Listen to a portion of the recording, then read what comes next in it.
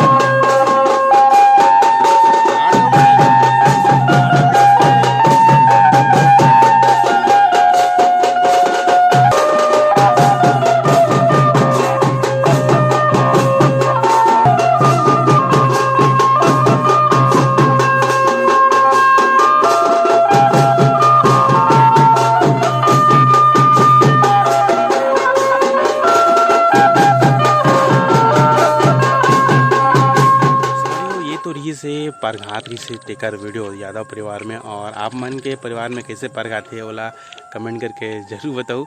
तो जनरली संगवारी हो बहुत लेट से परघई से 10-11 बज गई से पूरा नहा धो के आई नहीं और बात परघई ने।